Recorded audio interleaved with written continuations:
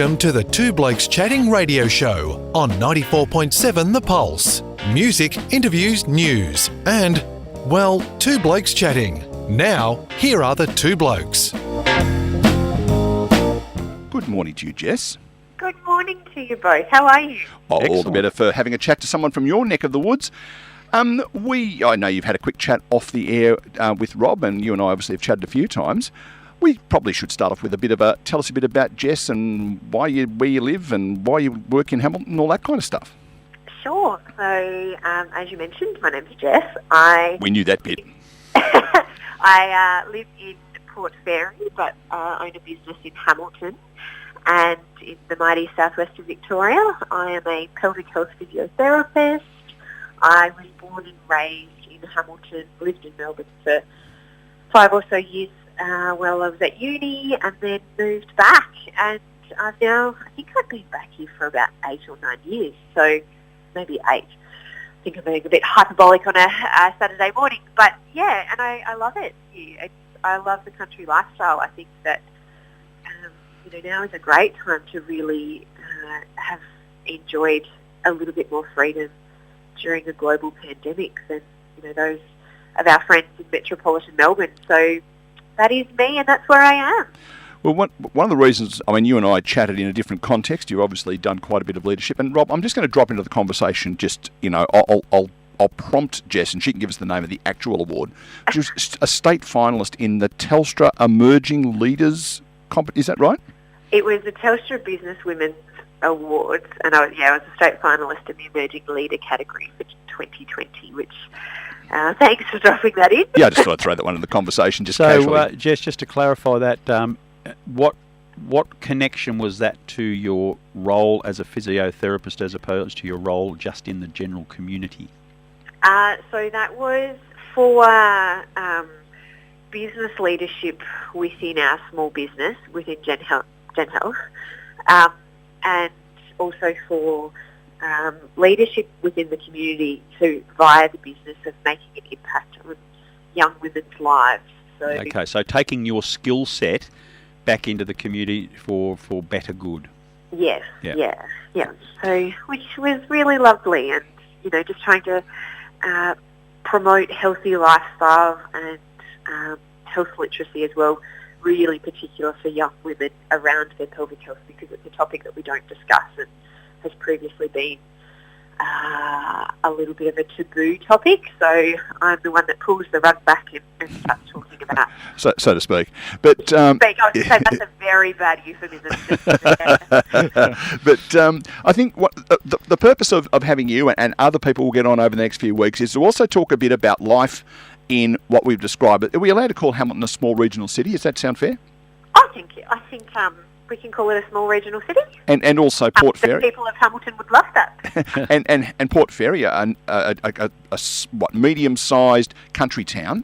Yes. And I think there's a lot to be said for people who of your generation. That makes me sound like I'm about 50 years older than you. But going back and taking leadership roles in areas like that, but also bringing what we might call Melbourne or capital city experience, capital city skill sets that wouldn't necessarily be available in regional centres like that. How are you seeing that sort of thing being taken to by the good folks of Hamilton and District?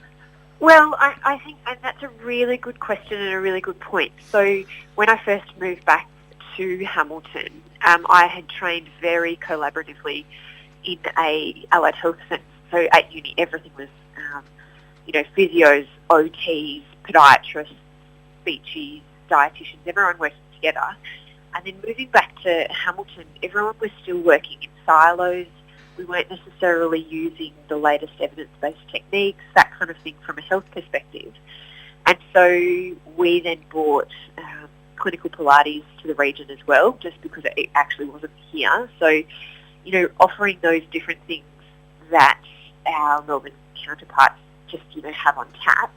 But then also it was fantastic because we started our business, I was 25 when we started our business, and being a young local professional, the community really got behind us and supported us, which was fantastic because if I'd done similar Melbourne and not had that community support behind me and just been,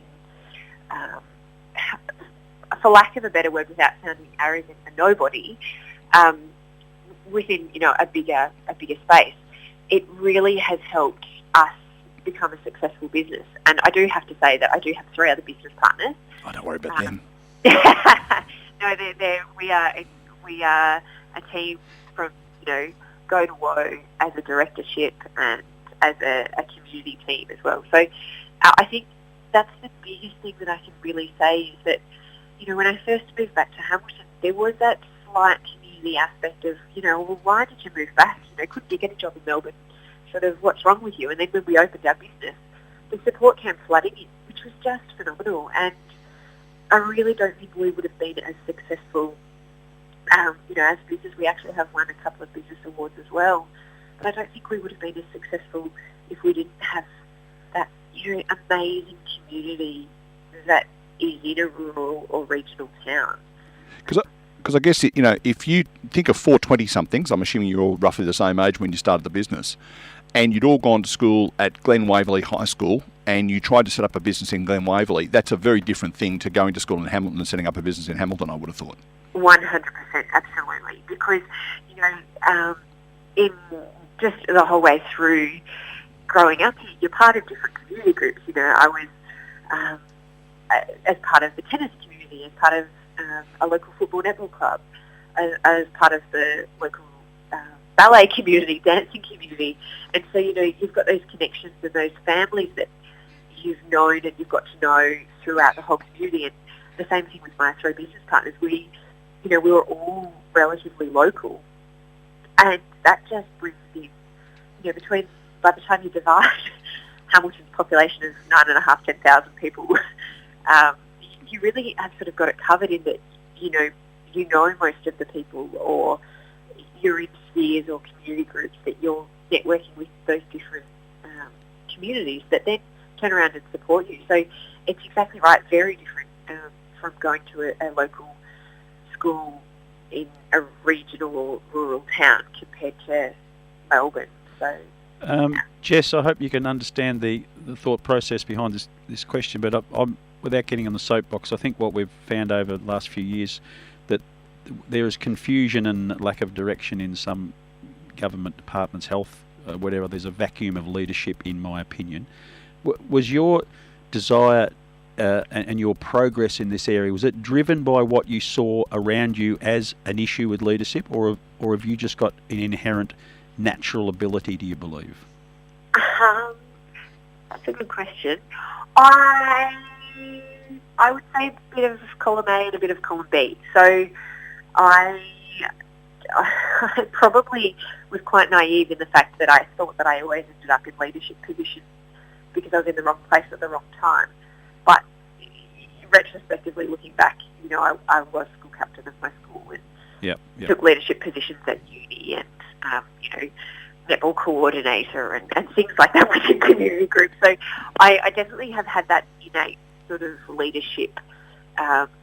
I defined leadership very differently. So in my mind, I thought leadership was someone standing up in front with all of the answers and telling everyone what to do. And I never actually feel like I've got the answers to anything. But then, and this is how I met Neil through the Regional Leadership Australia podcast. But I did a community leadership program, Leadership Great South Coast, in 2016, and just realising then that leadership isn't necessarily standing in front with the answers. It's being able to have those conversations and explore and find the answers and facilitate those that have the answers to then be able to guide and encouraging others to follow and sort of that first follower sort of analogy.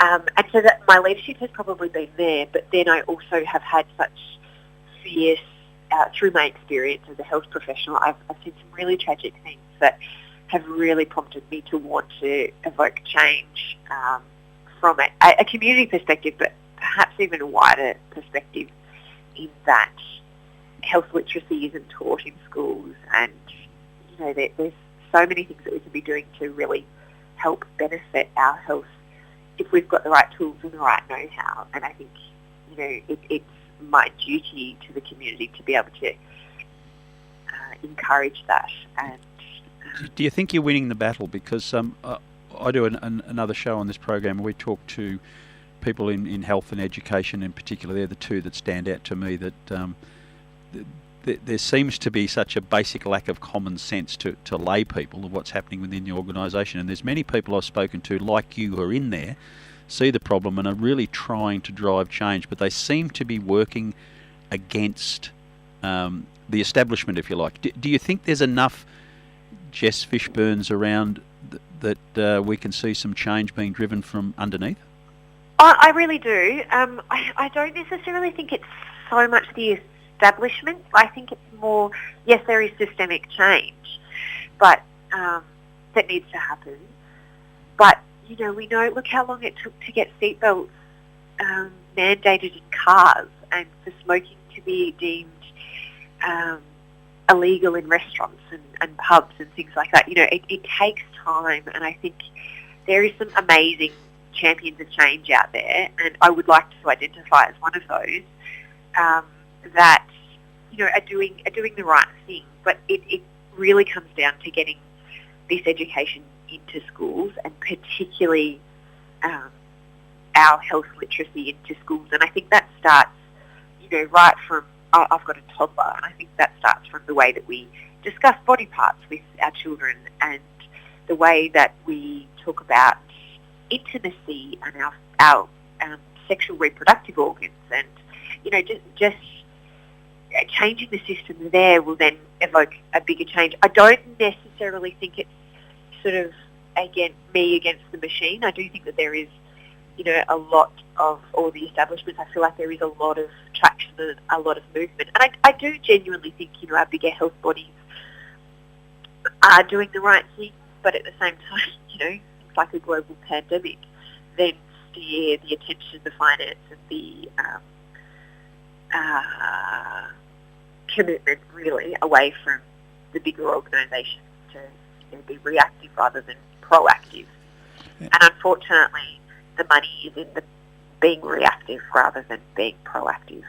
And very jealously, not only do you get to work in a beautiful place like Hamilton, you get to live at Port Fairy. Yes. There's not too many nicer places on the coast of Australia than Port Fairy, is there? I genuinely don't think there is. And I was just talking to my workmates this morning about, you know, we haven't had a holiday or haven't taken any time off in over 12 months, but I'm not feeling too fatigued because essentially I'm on holidays every weekend. Yeah, that's right. So beautiful. How far is the commute, Jess? It's 50 minutes, so okay. It's not too bad. But well worth it. Yeah, well worth it. And if I was in Melbourne, you know, I could easily be doing 50 minutes, but only travelling 20 kilometres. And screaming at red lights and angry motorists and all sorts of weird and wonderful things in Melbourne. But a pleasant drive from Port Fairy to Hamilton would be a great way to unwind at the end of the day and probably invigorate yourself at the start of the day. Exactly, and you know, I love a good podcast. I love a good talking book. Unfortunately, Telstra's service isn't great, so I can't talk on the phone the whole way. But I do get you know, a decent 20-minute chat with friends or family on the drive, and it's actually really nice to perhaps not live where I work, just because the patient population that I do see, sometimes it's nice to have an element of distance from my patients, just because I seem to have, I don't know how to say this if there would be a patient listening, but I sort of do have higher needs patients, more complex mental health and sexual sort of abuse history patients. So it's just nice to have that distance. I really believe in, you know, the third space sort of analogy of being... Yeah, I know what you mean. A good friend of mine works in a similar environment in Broken Hill, and sometimes you can't escape work even when you're trying to do so. So I know what you mean, yeah. And small communities, you know, that's the thing. You duck down the street for lunch and you see three people that you're about to see that afternoon. Yes, indeed. Jess, we've got to go because the clock on the wall and all that sort of stuff. When you get to our age, and Rob's a lot older than me, you understand, you know how old I am, you sometimes despair for the way the world is going, and then you turn around and you find someone like you doing stuff like you're doing, along with a lot of other people that you're doing it with. I'm not trying to embarrass you necessarily, but the world's in pretty good hands, as is the health system and regional Victoria. And we've got people like you doing leadership roles. Well done, you. I'm a great fan, and thanks for joining us on Two Blokes Chatting. Oh, thank you very much for having me. I hope you both have a lovely, enjoyable afternoon and great rest of the show. No, I concur with Neil's remarks. The system has to change, and it's going to come from people like you, not above. So more strength to you and your cohorts, I say. Thank you so much. Thanks to both of you. And look out, we can now travel in your direction. We're down for coffee very soon. Thank you, Jess. Absolutely. See you, Jess. Bye.